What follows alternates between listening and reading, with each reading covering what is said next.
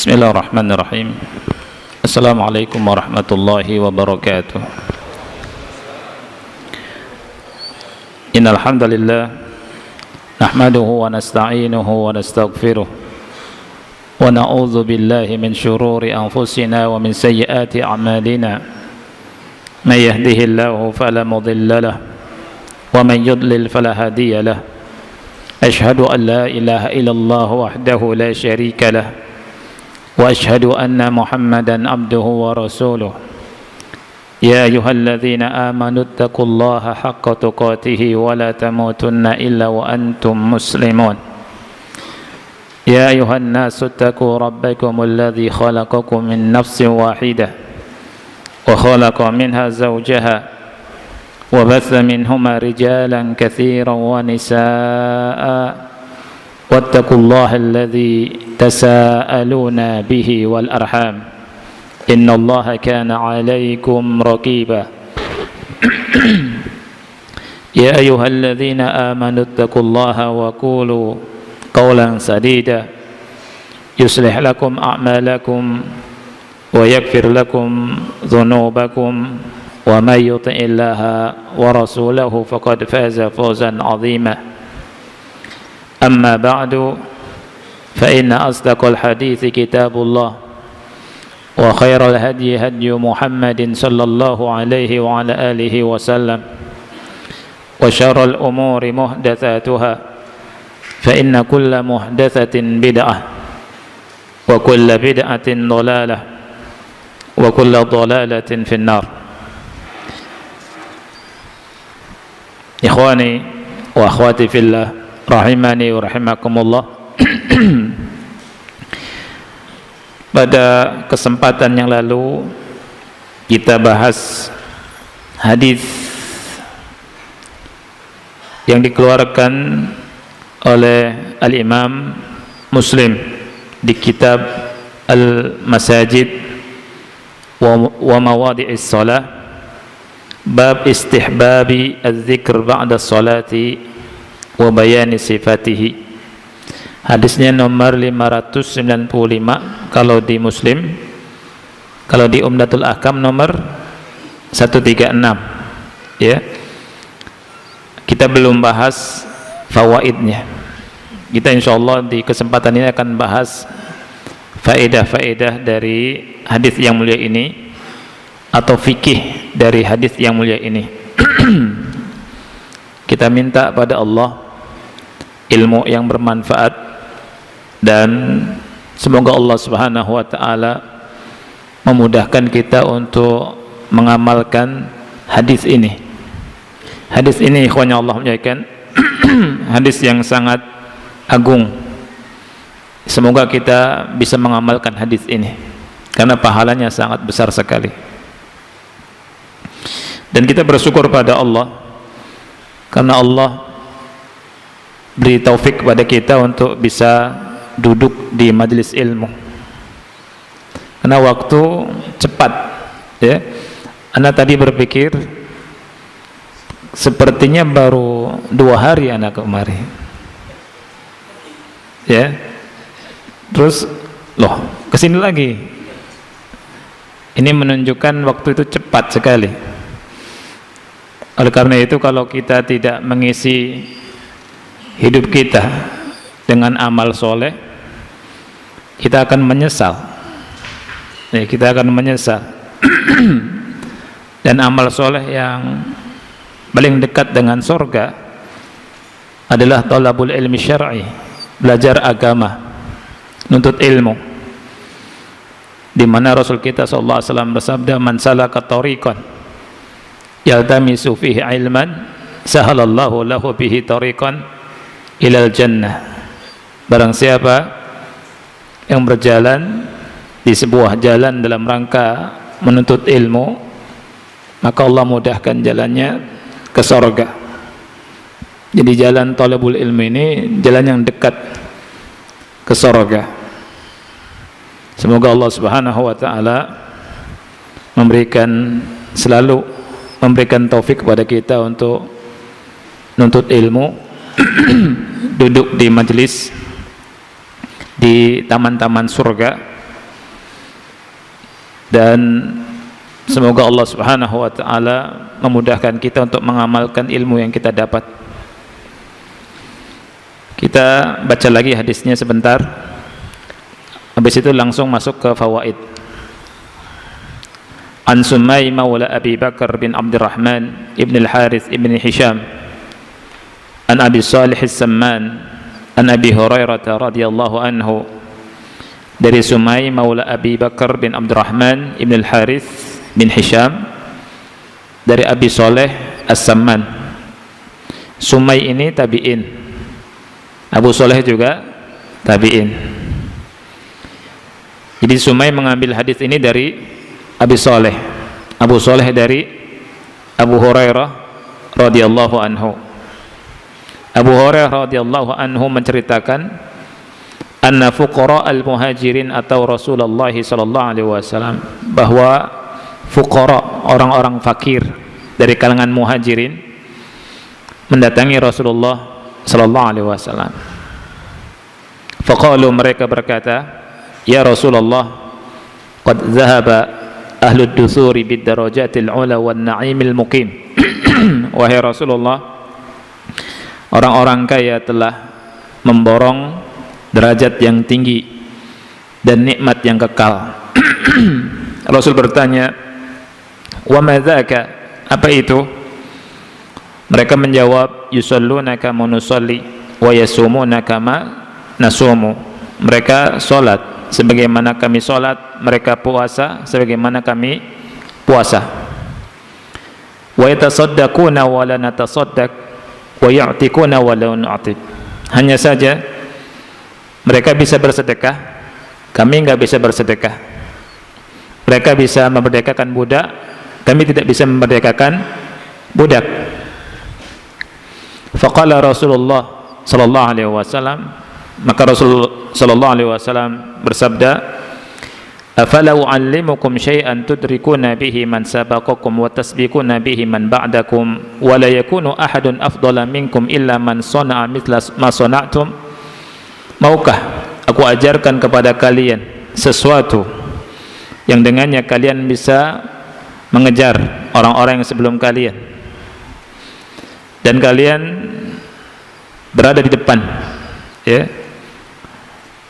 daripada orang-orang yang setelah kalian.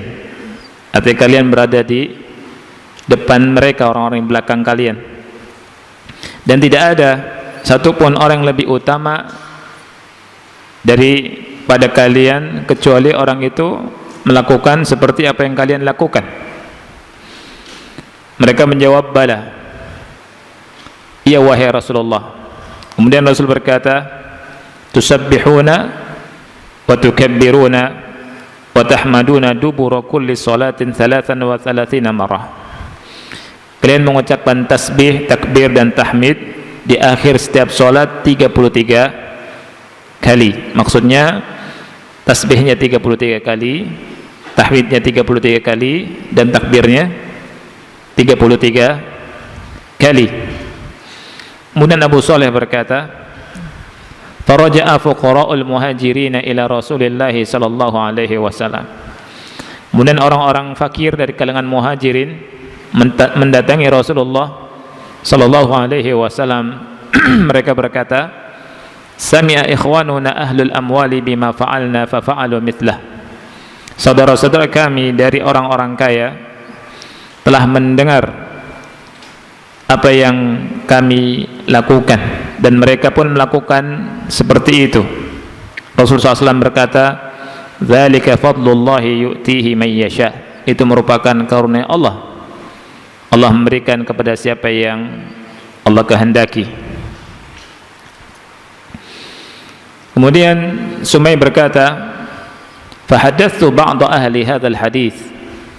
Aku menyampaikan kepada sebagian keluargaku hadis ini. Dia berkata, wahimta, engkau keliru. Innama qala lak, sesungguhnya Rasul bersabda, tusabbihullaha 33 wa tahmudullaha 33 wa tukabbirullaha 33. Engkau bertasbih kepada Allah 33 kali, bertahmid 33 kali, bertakbir 33 kali. Kemudian kata Sumai, aku kembali kepada Abu Saleh dan aku menceritakan hal itu kepadanya. Kemudian beliau memegang tanganku dan beliau berkata, Allahu Akbar wa subhanallah walhamdulillah, Allahu Akbar wa subhanallah walhamdulillah, sampai semuanya 33 kali. Kenapa Sumai Maula Abi Bakar disalahkan? Karena menyangka saat subhanallah alhamdulillah la ilaha illallah ini 11. Jadi semuanya berapa?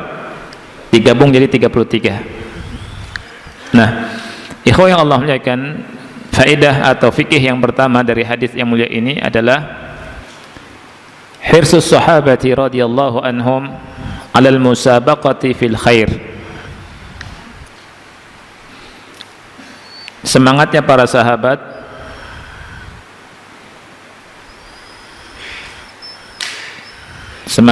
sahabat dalam berlomba-lomba dalam kebaikan.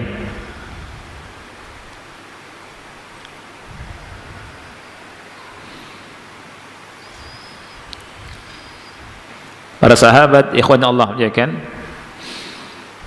mereka adalah para manusia, ya, suri tauladan kita juga, dan memiliki semangat yang begitu besar dalam tasabuk, ya, musabaqah, perlombaan dalam kebaikan. Ini diambil dari hadis ini. Orang-orang muhajirin yang miskin mendatangi Rasul kita sallallahu alaihi wa alihi wasallam, ingin berlomba dengan orang-orang kaya, yang mana orang-orang kaya itu menggunakan harta mereka bersedekah dan memerdekakan budak. Nah, kalau dari sini orang-orang miskin tahu orang-orang kaya lebih utama, karena mereka datang ke Rasul sallallahu alaihi wasallam mengatakan orang-orang kaya memborong pahala, zahaba ahlud dusur bil ujur. Jadi pahala diborong oleh orang-orang kaya. Ya. Kata Rasul, kenapa? Karena mereka sholat, kita sholat, mereka sholat. Mereka puasa, kita juga puasa sebagaimana kita puasa. Kalau dari sisi ini sama. Nah, tentunya pahalanya sama. Tapi orang kaya lebih unggul daripada mereka. Mereka sebutkan, mereka sedekah, kami tidak sedekah. Mereka memerdekakan budak, kami tidak bisa memerdekakan budak. Datang ke Rasulullah SAW mengadukan ini. Dan perlu diingat, orang-orang miskin, sahabat, bukan karena iri mereka kaya, punya harta, itu nggak ada urusannya. Makanya kalau ada orang kaya bakhil, pelit, nggak bersedekah, nggak usah iri, justru jadi bumerang buat mereka. Para sahabat mencontohkan pada kita, mereka itu berlombanya dalam urusan kebaikan, amal soleh. Irinya sama orang kaya bukan karena mereka kayanya, karena mereka mendapatkan kesempatan berpahala dengan harta, bersedekah, memerdekakan budak. Dari sini irinya. Kalau hartanya enggak ada, mereka tahu Allah yang membagi-bagikan harta, Allah bagi-bagi rezeki. Sehingga para sahabat datang ke Rasulullah SAW minta jalan keluar. Subhanallah. Dan Rasulullah SAW menasihati, ngasih ilmu. Yang ini menunjukkan, ikhwannya Allah muliakan, kalau kita mengamalkannya, ya, akan mendapatkan pahala yang besar. Sebagaimana disebutkan oleh Rasul kita sallallahu alaihi wa alihi wasallam, di mana Rasul kita sallallahu alaihi wasallam bersabda, tudrikuna bihi man sabaqakum, kalian bisa menyusul orang-orang yang sebelum kalian.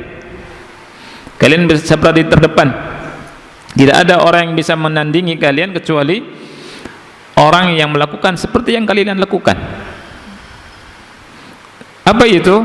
Tasbih setelah sholat 33 kali, tahmid 33 kali, dan takbir 33 kali. Di dalam hadis yang lain riwayat Muslim ditambah satu lagi, ya, disempurnakan dengan la ilaha illallah wahdahu la syarikalah lahul mulku wa lahul hamdu wa huwa ala kulli syai'in qadir, ya. Jadi 100. Di hadis Muslim, ya, nomor 597, Rasulullah SAW bersabda, man sabbaha Allah fi duburi kulli salatin 33 wa hamidallaha 33 wa kabbarallaha 33 fatilka 99. Barang siapa yang mengucapkan tasbih subhanallah 33 kali, tahmid alhamdulillah 33 kali, takbir Allahu akbar 33 kali di akhir setiap salat, dan itu kata Rasul jumlahnya 99.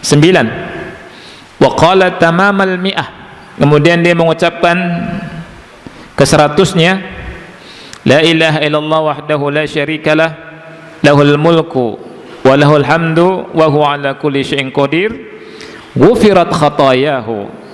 Rasul berkata, dosa-dosanya akan diampuni oleh Allah. Wa in kanat mithla zabadil bahr, wa in kanat mithla zabadil bahr, walaupun dosa-dosanya bagaikan buih di lautan. Hadis ini mengajarkan pada kita, atau Rasulullah SAW menghabarkan pada kita bahwa zikir 33 kali, tasbih, takbir dan tahmid setelah salat ditambah tadi la ilaha illallah wahdahu la syarikalah lahul mulku wal hamdu wa huwa ala kulli syai'in qadir, ini pahalanya sangat besar. Di antaranya bisa menghapus dosa. Menghapus dosa walaupun dosanya itu sebanyak buih di lautan. Subhanallah. Tapi sekali lagi, bacanya tidak bas-basah seperti yang disebutkan oleh Syekh Albani rahimahullah. Tidak bas-basah. Tahu bas-basah? Ya, baca dengan cepat tanpa diiringi dengan hati, itu bas-basah. Sambil ngelamun, tangan ngitung kemana, lisan kemana, mata kemana. Kalau membaca bas-basah ini enggak manfaat.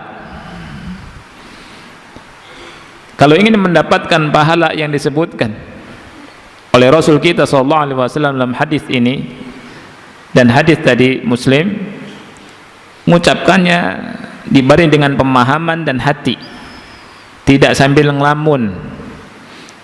Kita renungi, kita pahami, kita sucikan Allah ketika kita mengucapkan subhanallah, subhanallah, kita sucikan Allah, maha suci Allah. Dan kita mengucapkan alhamdulillah juga dalam rangka bersyukur pada Allah.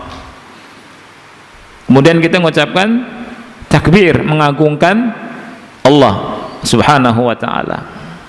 Setiap kali kita baca dengan hati, setiap selesai sholat, setiap selesai zikir, pengaruhnya sangat besar pada diri-diri kita, sangat besar sekali. Jadi tidak dengan bas-basah, ya, basah-basahan.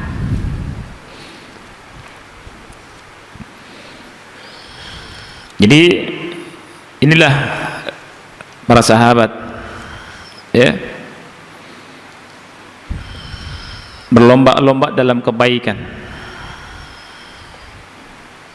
Jadi mereka semangat dalam berlomba-lomba dalam kebaikan. Orang-orang fakir di kalangan sahabat datang ke Rasul sallallahu alaihi wasallam. Mereka sedih, mereka menginginkan solusi supaya Mereka memiliki pahala yang sama atau lebih dari orang-orang kaya. Hati mereka kaya, karena fakir itu, ikhwan, ada dua.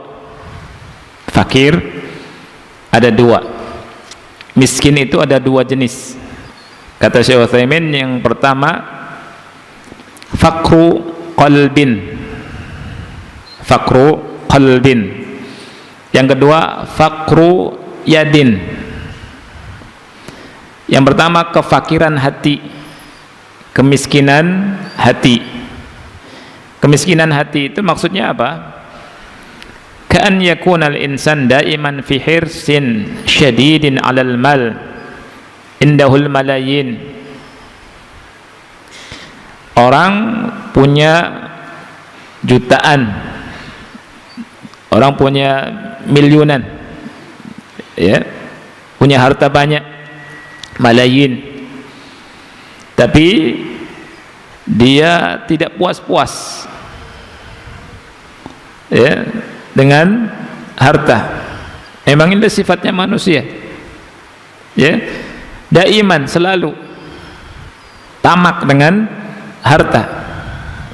Wa yatlubur riyal wahid, walaupun punya jutaan real, satu real saja nggak murugi. Ini orang yang fakir hati,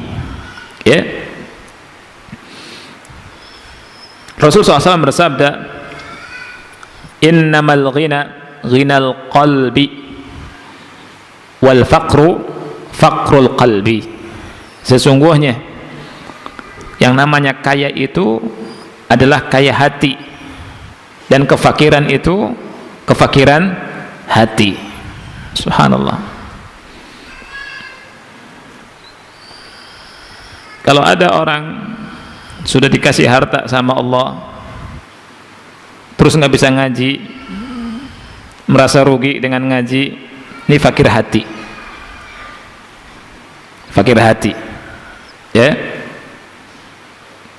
Ikhwan yang Allah muliakan, di pengajian itu ada orang yang lebih kaya dari kita, ada orang yang lebih miskin dari kita, ada yang lebih tua dari kita, ada yang lebih muda dari kita, ada yang lebih sibuk dari kita,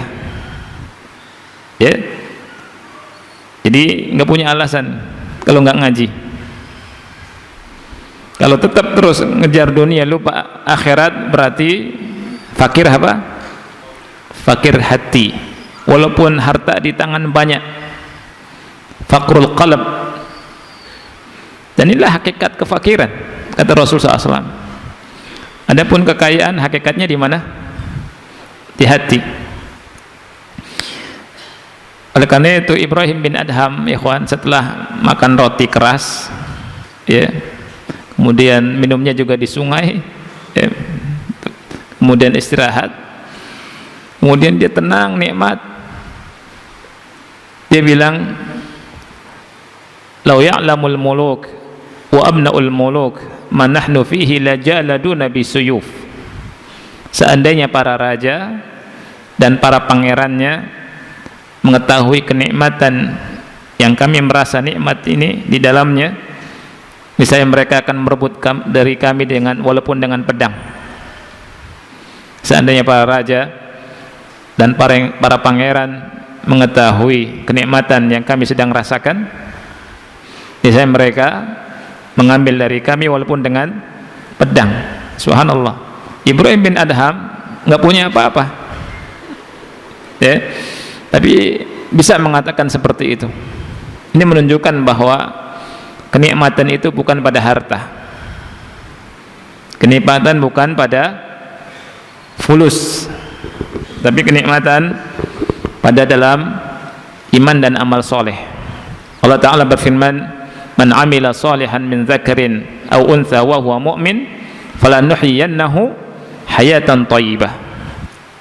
Barang siapa yang beramal soleh, baik laki-laki ataupun perempuan, dan dia beriman, dua hal ini, iman, amal soleh dan iman.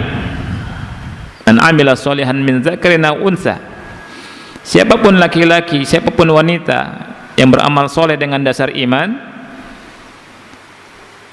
kami akan berikan, kata Allah, kehidupan yang baik. Apa itu kehidupan yang baik? Syekh Muhammad bin Shalih Al-Utsaimin rahimahullah berkata, insyirahus sadri wa tuma'ninatul qalb. Lapangnya dada dan tenangnya hati.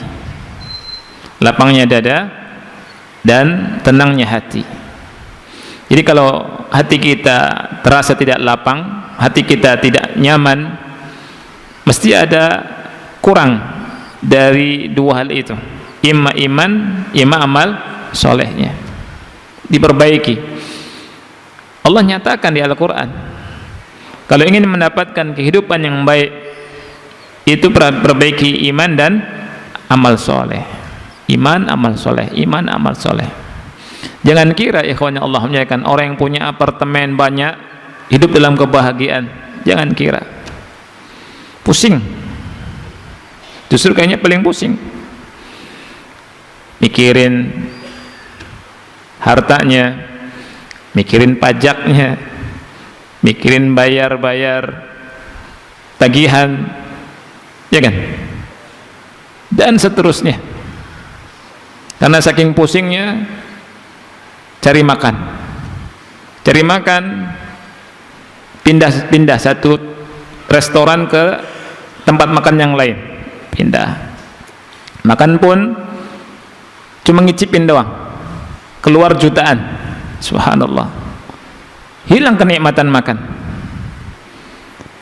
Sebagian kawan kita yang ngebeca atau ngojol, mampir di warteg, satu piring muntung habis, masya Allah, nikmat ya Allah ya Rabbi.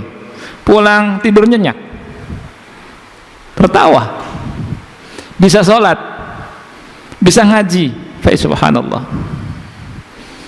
Jadi kalau ingin bahagia, ikhwan yang Allah muliakan, jangan nunggu nanti, sekarang pun bahagia.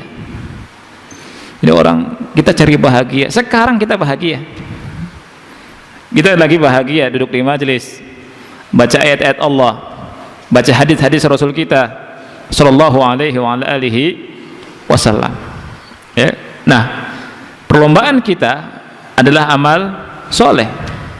Para sahabat menyontohkan kepada kita bagaimana mereka semangat berlomba-lomba dalam amal soleh, dalam kebaikan. Datang ke Rasulullah SAW, ya Rasulullah, dhahaba ahlud duthur bil ujur, yusalluna kama nusalli, wa yasumuna kama nasum, wa yatasaddaquna wa la natasaddaq, wa yu'tikuna wa la nu'tik. Ya Rasulullah, mereka orang-orang kaya borong pahala, bukan borong mobil, bukan borong ontak, bukan, enggak disebut, tapi borong pahala. Mereka sholat seperti kita sholat, mereka puasa seperti kami puasa, tapi masalahnya kami nggak bisa sedekah, mereka bisa sedekah. Mereka bisa memerdekakan budak, kami nggak memerdekakan budak. Sedih para sahabat yang miskin karena ini. Bukan melihat orang kaya punya tanah luas, bukan melihat orang kaya punya onta banyak, bukan, tapi mereka bisa memborong pahala dengan hartanya itu. Nggak ada urusan orang-orang kaya yang pelit, bakhil, medit, koret, kedekut, nggak ada urusan itu, ya. Yang jadi iri para sahabat itu orang-orang yang dengan hartanya mereka berinfak di jalan Allah Subhanahu wa ta'ala, ya. Jadi kita dapatkan faedah yang besar, ikhwan Allah muliakan. Di sini para sahabat begitu semangat berlomba-lomba dalam kebaikan.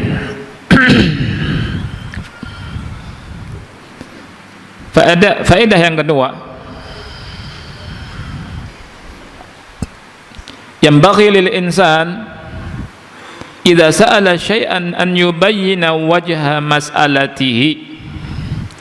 Hendaknya seseorang apabila meminta sesuatu, dia menjelaskan sisi masalahnya, sisi permintaannya, ya, alasan yang bisa dipahami Kenapa dia minta? Para sahabat datang ke Rasul sallallahu alaihi wasallam minta sesuatu. Yang sesuatu ini mereka buat untuk bisa menandingi orang-orang kaya dalam masalah kebaikan. Disebutkan wajhul masalahnya. Masalahnya, lihat ya Rasulullah, orang-orang kaya itu borong pahala. Ya, derajat mereka tinggi. Zahaba ahlud dusur bid darajatil ula. Di hadis ini ya, di lafaz yang lain zahaba ahlud dusur bil ujur. Nah itu disebutkan. Kemudian faedah yang ketiga,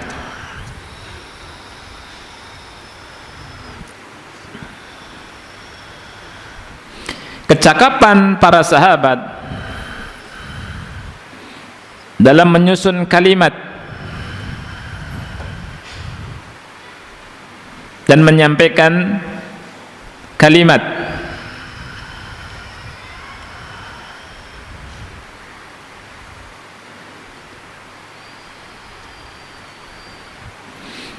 Orang-orang fuqara datang ke Rasul sallallahu alaihi wasallam, ya kan? Menyebutkan kepada Rasul sallallahu alaihi wasallam tentang ibadah-ibadah yang dilakukan orang kaya juga orang-orang miskin, disebutkan. Setelah itu mereka menyebutkan ibadah-ibadah yang dilakukan oleh orang-orang kaya yang tidak bisa dilakukan orang-orang miskin.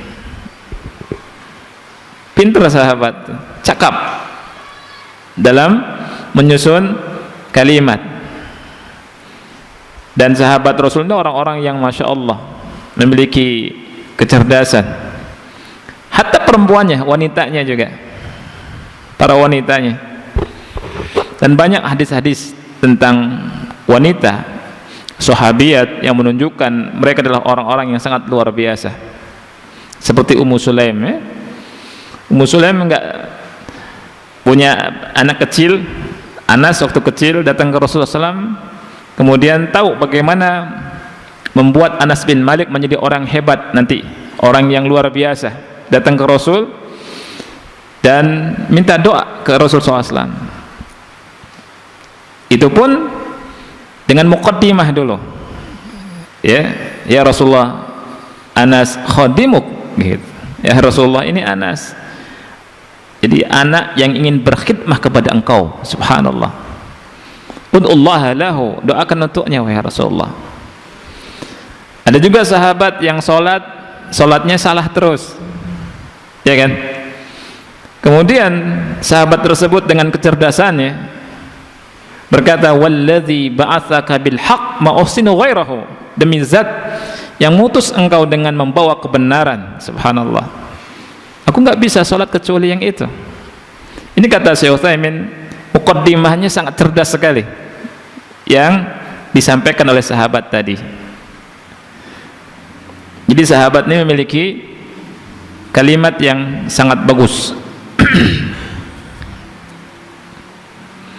Di sini dicontohkan di hadis ini bagaimana mereka cakap dalam menyampaikan kalimat yang mereka susun kepada Rasul sallallahu alaihi wa ala alihi wasallam.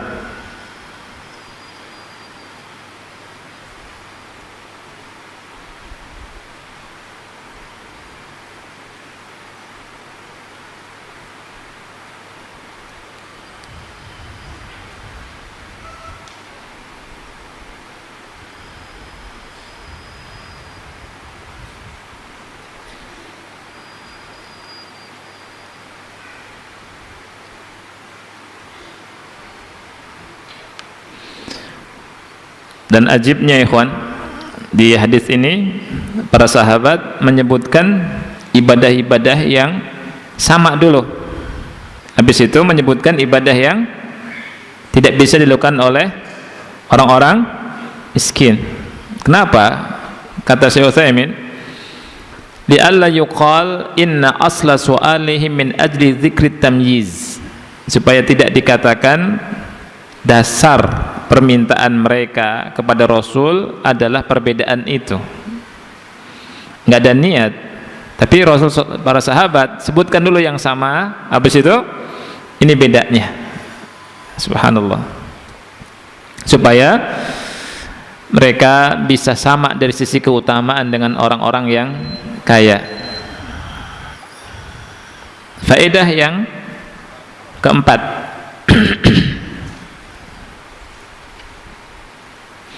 anna nabiyya sallallahu alaihi wa ala alihi wasallam la ya'lamul ghaiba. Nabi sallallahu alaihi wasallam tidak mengetahui hal yang ghaib.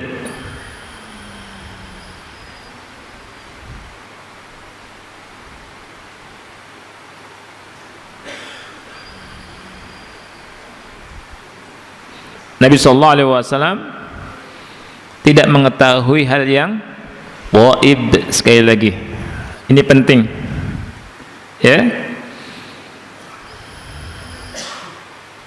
Ini bagusnya belajar hadis, dan kita baca sarah dari Syekh Muhammad bin Shalih Al-Utsaimin rahimahullah. Di sela-sela faedahnya beliau sebutkan faedah dari sisi akidah di sini. Menurut akidah Ahlus Sunnah wal Jamaah, Nabi SAW tidak mengetahui hal yang gaib. Yang tahu hal yang gaib hanya Allah semata. Kalau kita mengetahui akidah ini, kita tidak akan dibingungkan, kita tidak akan dibodoh-bodohi oleh dukun yang bodoh, ya. Karena ya, tidak ada yang tahu hal yang gaib melainkan siapa? Allah. Hatta Rasul sallallahu alaihi wasallam, Rasul saja tidak tahu, bagaimana dengan orang-orang di bawah Rasulullah sallallahu alaihi wasallam. Allah Ta'ala berfirman dalam surat Al-Jin, ya, ayat ke-21 dan 22,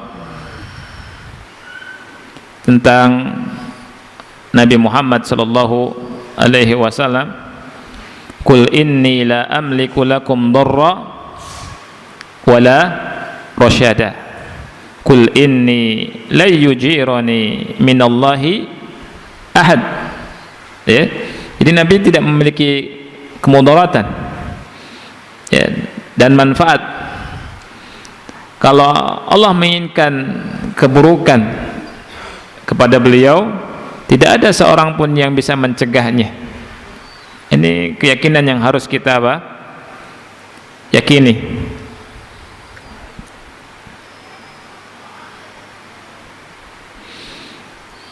Oleh karena itu, ikhwan yang Allah muliakan, ada bait syair yang suka dibaca oleh mereka, yakni bait Busairi namanya, ya, yang mengatakan fa inna min judika dunya wa darrataha wa min ulumika ilmu atau ilmal lauhi wal qalami. Ya, ini bentuk daripada kesyirikan, dan ini suka dibaca oleh sebagian dari saudara kita. Fa inna min judika dunya wa darrataha wa min ulumika ilmal lauhi wal qalami.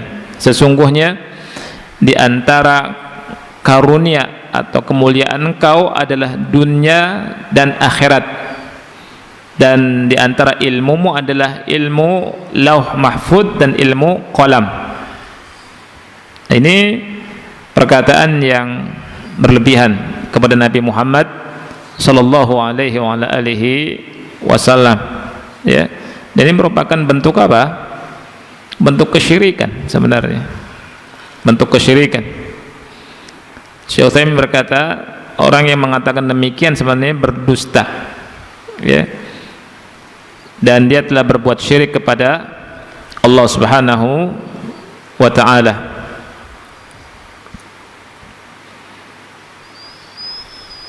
Jadi kita harus meyakini bahwa yang mengetahui hal yang gaib hanya Allah semata. Tidak ada yang tahu tentang hal yang gaib di langit dan di bumi kecuali Allah. Nabi pun sallallahu alaihi wasallam tidak tahu, ya. Oleh karena itu kita dengan hadis ini, ya, dapat pelajaran bahwa Nabi tidak tahu yang gaib. Dari mana coba ikhwan? Dari mana kita ngambilnya? Dari hadis ini, hadis yang kita baca, ya. Hah? Rasul bertanya, wa ma dzaka, ya kan? Kata Rasul, wa ma dzaka. Ketika para sahabat datang ke Rasulullah SAW, zahaba ahlud dusur bid darajatil ula wan na'imil muqim. Kata Rasul, wa ma dzaka. Rasul enggak tahu wa ma dzaka, apa itu? Ya, ini menunjukkan Rasul tidak tahu yang gaib.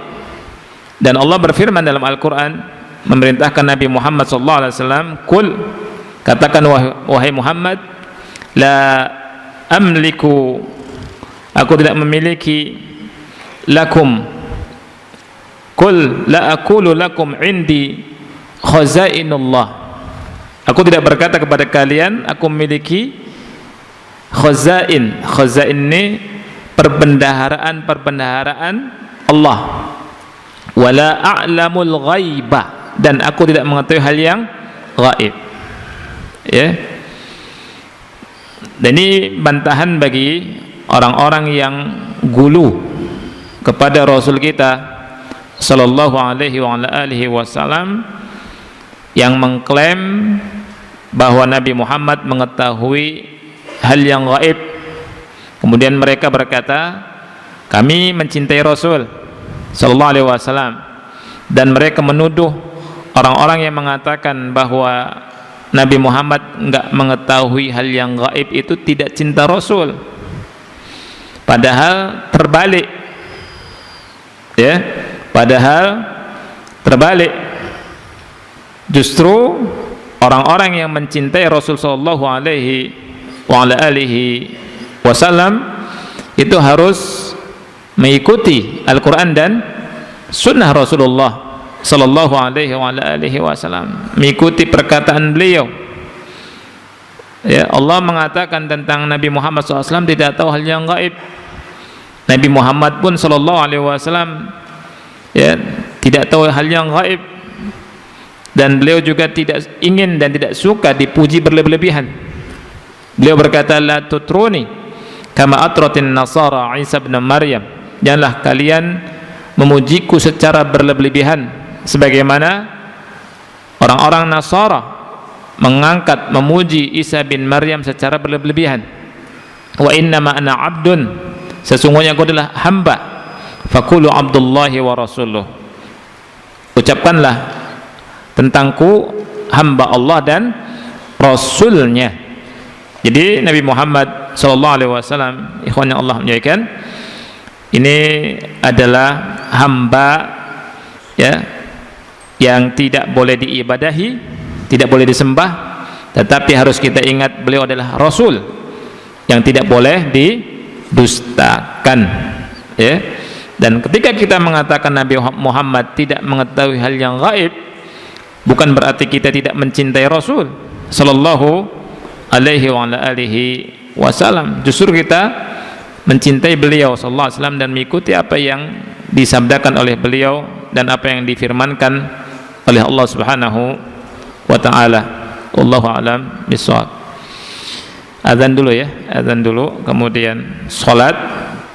Kalau ada pertanyaan kita lanjutkan untuk tanya jawab, kalau enggak lanjutkan sedikit faedah yang bisa kita sampaikan di sini. Wallahu a'lam bishawab. Wa sallallahu ala nabiyina Muhammad wa ala alihi wa sahbihi wa barak wa sallam.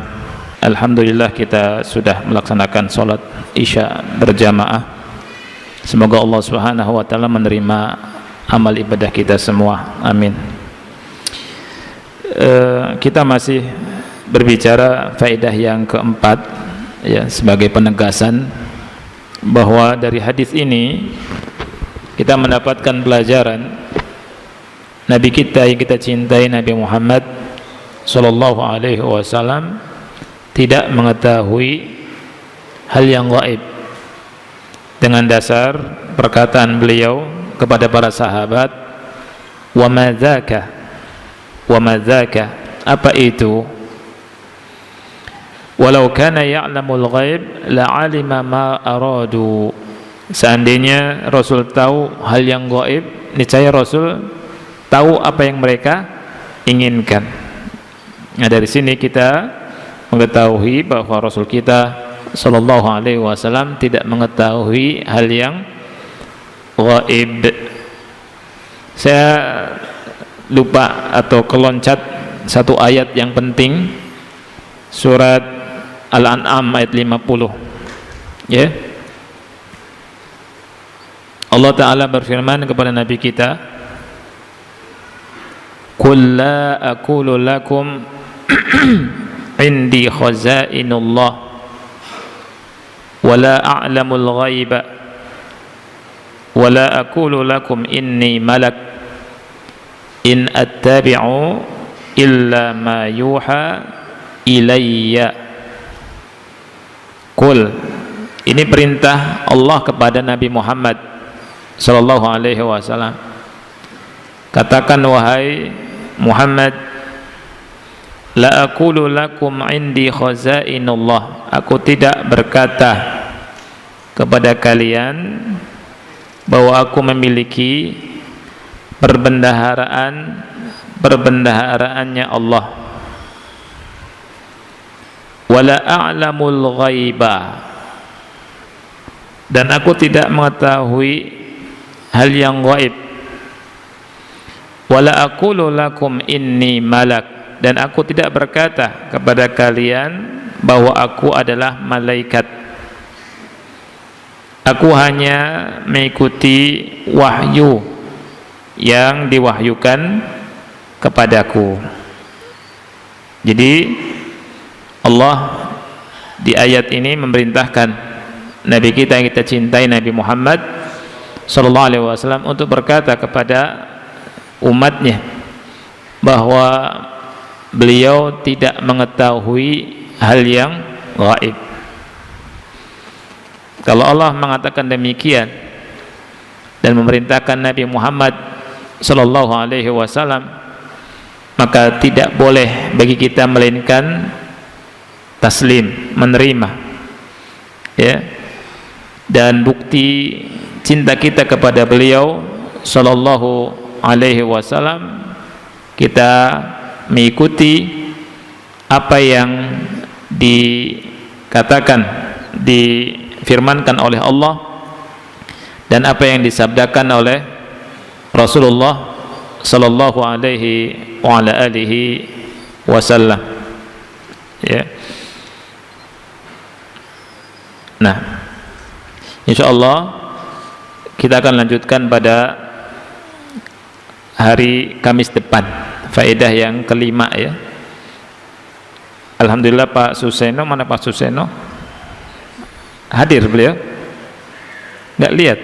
Oh, Pak Suseno, beliau suka mengingatkan ana, ya. Syukuran Pak, ya. Faedah keberapa itu? Insyaallah faedah yang ke 5, ya, pada pertemuan berikutnya. Wallahu a'lam bishawab. Mudah-mudahan Allah berikan pahala pada kita semua dan ilmu yang bermanfaat.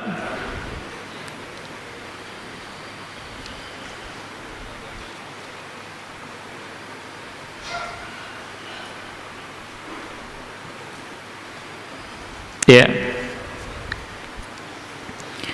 Assalamualaikum. Waalaikumsalam.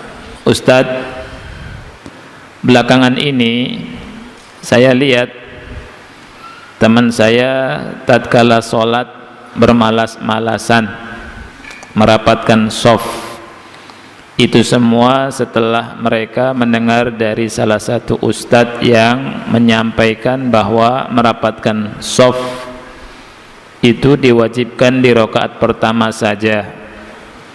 Di rakaat selanjutnya tidak harus, ya. Apakah pendapat itu benar? Syukran, jazakallah khairan. Jawabannya tidak benar. Jawabannya salah, keliru. Ya. Dan antum nasihati, mungkin dia salah pengertian kali, ya, salah pengertian. Wallahu a'lam. Assalamualaikum Ustaz. Waalaikumsalam. Izin pencerahannya.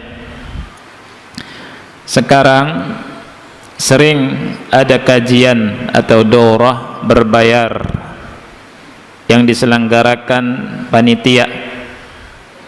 Yang saya tanyakan, apakah para ustadznya tahu daurah yang diselenggarakan berbayar? Karena biayanya cukup lumayan besar. Dan daurahnya membahas tauhid, akidah dan materi lainnya. Ini salah satu keuntungan para orang kaya.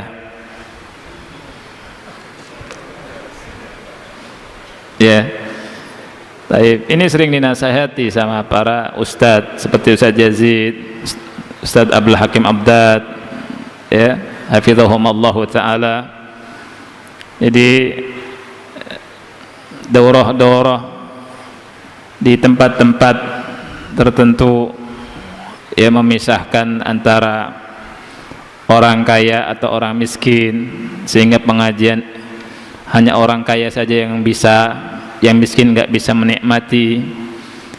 Ini kedepannya nggak bagus, ya, kedepannya nggak bagus. Oleh karena itu, ikhwan Allah muliakan, ya, ini nasihat juga buat para panitia, ya,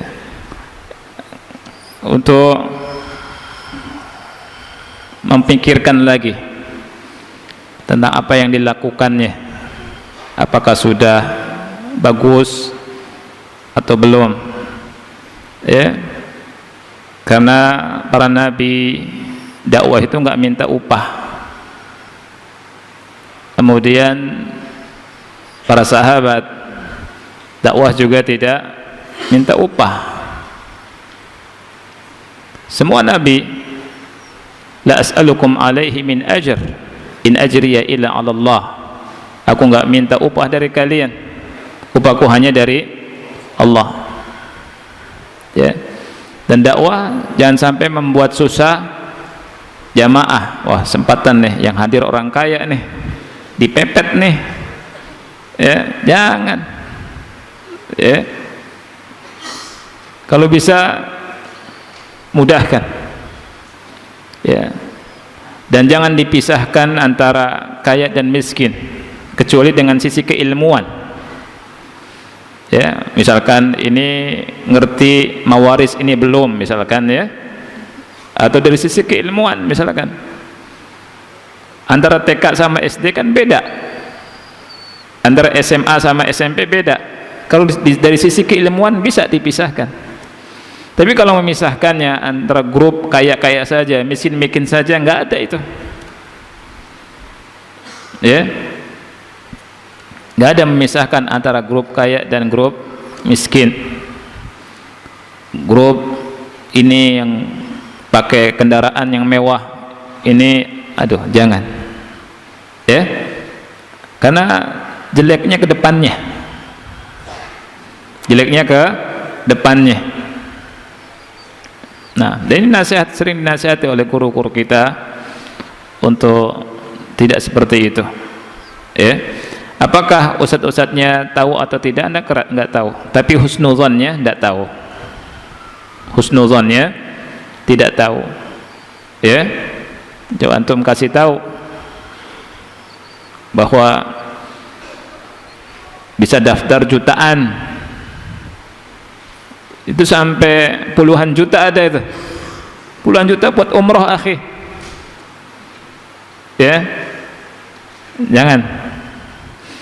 Jangan ikut-ikutan, ya. Ana nasihatkan ke antum jangan ikut-ikutan, ya, karena takutnya ngerusak dakwah. Ini nasihatnya banyak. Jadi kita lihat para rasul dan sahabat itu tidak mencari macam-macam dalam dakwahnya. Para sahabat Rasul kita SAW, lihat Mus'ab bin Umair, pemuda yang kaya, ya, hijrah masuk Islam, kemudian hijrah diutus sama Rasul ke Madinah, kemudian meninggalkan semuanya, dan ketika meninggal tidak ada apa-apa, dia nggak punya apa-apa, punya hanya sekedar satu helai kain, ditutup kepalanya, kakinya kelihatan, ditutup kakinya, kepalanya kelihatan. Subhanallah. Mus'ab bin Umair, dia tinggalkan, padahal di Mekah kalau dia lewat, bau harumnya kecium dari tempat yang jauh. Kaya, ya. Kemudian para sahabat yang lain, jangan kira Islam datang kemari itu kita nikmati saat ini dengan santai-santai dan pengorbanan. Tidak, semua dengan pengorbanan, dengan tetesan air mata, tetesan keringat, bahkan kalau saya katakan kucuran darah para sahabat Rasul kita sallallahu alaihi wasallam. Ana pernah sebutkan gimana bapaknya Jabir bin Abdullah, ya, ketika perang Uhud meninggal, kemudian ditutup sampai mukanya ditutup. Putranya Jabir bin Abdullah nggak boleh ngelihat, mayatnya ditaruh di depan Rasul sallallahu alaihi wasallam, ditutup. Kemudian kata Rasul, angkat. Ketika diangkat, ada seorang wanita yang teriak menangis. Kata Rasul, man hadhihi, siapa dia? Ibnatu Amr atau ukhtu Amr. Kata Rasul, limada tabki, kenapa menangis? Ibki aw la tabki, fama zalatil malaikatu tudhalliluhu bi ajnihatiha hatta rufi'. Menangislah engkau, atau engkau tidak menangis, malaikat terus senantiasa menaunginya dengan sayap-sayapnya sehingga dia diangkat. Jadi Islam sampai ke kita, ikhwan yang Allah muliakan, itu mahal. Dengan pengorbanan para sahabat, dengan darah para sahabat, dengan jasad-jasad mereka yang meninggal, dan dengan infaknya Utsman bin Affan dan para sahabat yang lainnya datang ke Rasulullah SAW, meletakkan infaknya di pangkuan Rasulullah SAW untuk membiayai sepertiga pasukan. Itu. Jadi kita dalam Islam, ikhwan Allah muliakan, berusaha untuk apa yang kita lakukan, apa yang sudah kita berikan untuk Islam, ya, kita sama-sama mendakwahkan al-haq ini, dakwah sunnah ini, dan jangan sampai melakukan hal yang nantinya merusak dakwah, nama dakwah jadi jelek, ya, nama dakwah jadi jelek. Anda enggak mencela grup-grup tertentu, tapi ada beberapa grup yang lama-lama jadi hizbi. Awalnya enggak terasa, ya, bikin grup tertentu, ya, awalnya Masya Allah atas namakan sunnah, kemudian bikin acara-acara tertentu, akhirnya apa? Melebihkan acara itu daripada ngaji, walaupun mengatasnamakan sunnah, panah-panahan, ya, ada yang main badminton. Ketika ada ngaji sama badminton, mengutamakan badminton, mengatasnamakan perkumpulan sunnah. Hatta panah-panahan, saya tanya, sudah selesai belum usul salasah? Sudah selesai belum kitab tauhid? Sudah ngerti belum akidah? Subhanallah. Jadi didikan Rasul SAW itu, ikhwan, ke sahabat sangat kuat sekali. Ilmu masuk ke hati, ya. Jadi yang penting ilmu. Hati dikuatkan dengan ilmu, dengan iman, dengan takwa, ya.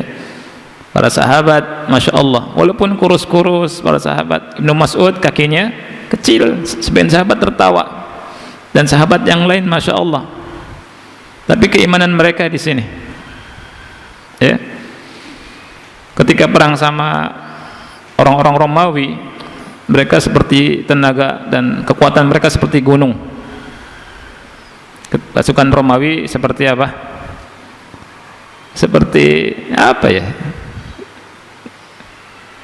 Kalau kerupuk kain lempem, gitu ya. Sahabat, masya Allah, iman itu ketika dibutuhkan menguat. Nah ini, itu dengan jalan apa? Ilmu. Sebagian kita dipalingkan sama syaitan sedikit-sedikit kepada yang kurang berfaedah daripada yang lebih berfaedah. Nah, itu dengan alasan kan supaya kuat badan, ya. Tapi kalau iman, ilmu kurang, apa arti kekuatan badan? Melempem, ya. Jadi iman, ilmu diperhatikan. Pembahasannya panjang khusus ini, ya. Jadi sekali lagi, kalau ada acara-acara yang begini bayarnya mahal, nggak usah ikut. Ngaji seperti ini kan nyaman, ngaji di masjid-masjid, banyak pengajian. Terus apa ruginya kalau nggak ikut? Sekarang ilmu banyak, antum bisa baca di YouTube, lihat di YouTube, ya kan? Kemudian ngaji dengan asatidzah, duitnya daripada sehari habis puluhan juta atau berapa juta, asan buat yang lebih bermanfaat, ya. Orang miskin banyak tuh, kasih orang miskin. Banyak anak-anak santri yang nggak punya kitab, belum punya kitab, bahkan ustadz banyak nggak punya kitab, akhi, ya. Banyak ustadz nggak punya kitab. Antum daripada nyewa hotel, ya, 3 malam berapa juta, itu berapa juta bisa beli kitab segini, kasih ke ustadz, manfaat. Subhanallah. Tapi banyak yang nggak paham situ. Kasih ke tulabul ilmi, dibaca, manfaat enggak ya? Manfaat kitab itu. Jadi ini pembahasannya panjang sebenarnya, pelan-pelan, ya. Dan gak ada iri. Sebagian ustadz yang nasihati panitia seperti ini, bukan berarti ustadz itu iri dengan sebagian yang lainnya. Nggak ada, sama sekali nggak ada, ya. Ustadz yang lurus nggak punya jamaah nggak masalah, masih ada istri, masih ada keluarga, bisa ngajar, bisa belajar, nggak memikirkan berapa banyak jamaah, enggak, ya. Dan ikhwan yang Allah muliakan, daurah semacam ini yang biayanya cukup lumayan besar, ini kurang bagus, ya. Ini pendapat ana, ya. Ada yang terima, alhamdulillah, nggak terima nggak masalah. Baik. Berikutnya, PR ana kemarin sudah dapat. PR salah satu tafsir yang terkenal, penulisnya Mu'tazilah, ya. Namanya Tafsir Al-Kasyaf, tulisannya Zamakhsyari, ya. Antum lihat tuh. Ini buku ma'ruf, tafsir ma'ruf, Zamakhsyari. Dia ahli nahwu. Dari sini kita tahu tidak semua ahli bahasa, ya, tidak semua orang yang nulis tafsirnya bisa kita pakai. Ulama nasihati bagi orang yang baru, orang yang belum ngerti mana yang memilah memilih yang hak dan yang batil, ulama nasihati untuk tidak membaca tafsir ini. Walaupun dari sisi bahasa banyak manfaatnya, banyak sekali manfaatnya karena ahli bahasa. Al-Imam Zamakhsyari atau Az-Zamakhsyari itu ahli bahasa An-Nahwi, tapi Mu'tazilah, dan yang mendakwakan Mu'tazilah. Makanya kalau ada orang tidak perhatian sama kitab, nggak apa-apa deh, kitab apa aja saya baca, ambil baiknya, buang buruknya. Ini muskilah ini. Ya, kita nggak paham. Orang awam itu ngerti mana yang buruk, mana yang baik, semuanya disantap, kan gitu. Makanya kalau orang nggak ngerti akidah yang lurus, manhaj yang lurus, kemudian dia coba-coba nulis, kemudian buka kajian, kadang isinya di suatu saat Ahlus Sunnah, besoknya ketemu lagi kayaknya Mu'tazilah ini orang, besoknya ketemu lagi kok bawa buku Syiah, buku Syiah disampaikan, kan gitu. Kemudian kayaknya isinya Syiah ini. Karena apa? Campur, nggak punya filter. Ini karena apa? Karena manhajnya nggak jelas, ya, nggak jelas. Makanya ikhwannya Allah ya kan, ketika kemarin ada yang tanya tafsir mana yang bagus, tafsir yang bagus Ibnu Katsir. Ya, kalau mau lebih dasar tafsir Syekh Sa'di rahimahullah. Tafsir Ibnu Katsir itu bagus. Karena apa? Beliau ngasih kaidah ke kita di muqaddimah tafsirnya itu, kalau nafsirkan Quran, pertama tafsir Quran dengan Quran, kemudian tafsir Quran dengan hadis, kemudian dengan aqwal salaf. Disebutkan siapa salafnya, dari sahabat, tabi'in dan atba'ut tabi'in. Kemudian baru dengan bahasa Arab. Jadi kalau kita tafsirkan Quran, satu ayat menguji tafsir, ayat ini kita lihat ada enggak tafsir dari Quran. Kalau ada, sampaikan sebagai penguat. Kalau enggak ada enggak hadis, ya, sebagai penguat tafsir ini. Kemudian aqwal salaf, perkataan sahabat ada enggak, perkataan tabi'in ada enggak, Ibnu Abbas atau Abdullah bin Mas'ud sebelumnya, kemudian Mujahid dan seterusnya. Baru bahasa Arab, ya, bahasa Arab. Kemudian untuk fawaidnya, istimbatnya, lihat tafsirnya Utsaimin, tafsirnya ulama sekarang, bagaimana mengeluarkan dalil istimbat, ya. Dan subhanallah tafsirnya Syekh Utsaimin rahimahullah yang ana baca, ikhwan yang Allah muliakan, itu tidak lepas dari tafsir salaf. Beliau simpulkan dengan bahasa beliau yang memudahkan untuk bahasa masa kini. Masya Allah. Jadi kalau kita baca tafsir Syekh Utsaimin, itu kalau kita baca tafsir salaf ada beliau sebutkan begini, begini, begitu. Masya Allah. Kemudian beliau sebutkan fawaidnya, kita tinggal nikmati. Ketika kita nafsirkan, kita jadi enak, nggak ngarang-ngarang. Biasanya ngarang-ngarang itu cocok logi, ya kan? Gimana nih supaya jamaah itu tertarik nih, cari yang aneh-aneh, cari yang belum pernah diucapkan sama ustadz yang lain atau dai yang lain. Ini musibah ini, ya. Kemudian pakai cocok logi ini, waduh bahaya, ya. Jadi ikhwah yang Allah muliakan, kita belajar lurus, ilmu itu adalah amanah. Nah ketika kita nafsirkan, sebelum kita menafsirkan Al-Quran, baca dulu tafsir Quran dengan Quran, Quran dengan apa? Hadis, Quran dengan aqwal salaf. Sebutkan perkataan Ibnu Abbas, sebutkan Ibnu Mas'ud, sebutkan Qatadah, sebutkan Mujahid dan yang lainnya. Jangan seperti sebagian orang, ya, ketika ditanya mas atau mbak, ibu atau bapak, ini Quran ayat ini maksudnya apa ya? Maksudnya apa? Oh, maksudnya gini, ya, maksudnya begini, maksudnya begitu. Kemudian bikin halaqah, ya, liqa namanya, bawa Quran terjemahan.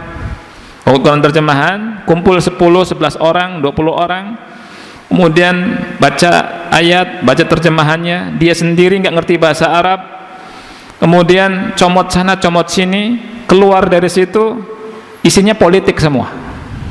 Keluar tahunya presiden ini begini, wakil presidennya begini, DPR begini, harus diturunkan, isinya begitu. Subhanallah, lewat tafsir, padahal bukan tafsir, tapi apa? Ngajarin politik. Selain politik macam-macam kan gitu, ngajarin gimana benci sama pemerintah. Itu ada tuh, keluar dari sebagian halaqah, kemudian benci sama ini, benci sama itu, kemudian keluar juga jadi takut-takut orang. Apa? Orang-orang musuh Islam sudah mengepung, jadi menjadi anak-anak muda yang penakut, ya. Jadi Yahudi begini, Nasrani begini, kemudian masyarakat begini, kemudian pemerintah begini, bahaya. Sudah mau kiamat nih dunia nih. Jadi membuat manusia takut, membuat anak muda takut, isinya begitu, ya. Ajarkan Quran, ajarkan sunnah, ajarkan semangat, motivasi, ngamalkan sunnah, ngamalkan Islam, tauhid, akidah. Itu makanya keluaran pesantren halaqah yang ini, ketika ceramah isinya koran. Dulu itu koran ini, cuma nggak ada koran pos kota aja waktu itu, ya.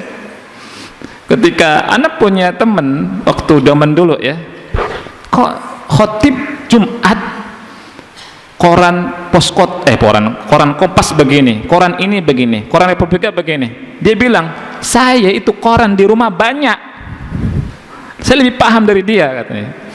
Mana Quran, mana sunnahnya? Itu, ya. Wallahu a'lam bishawab. Ini saja yang bisa kita bahas, ikhwan. Mudah-mudahan manfaat, ya. Kita akhiri subhanakallahumma wa bihamdika asyhadu an la ilaha illa anta astaghfiruka wa atubu ilaik. Wassalamualaikum warahmatullahi wabarakatuh.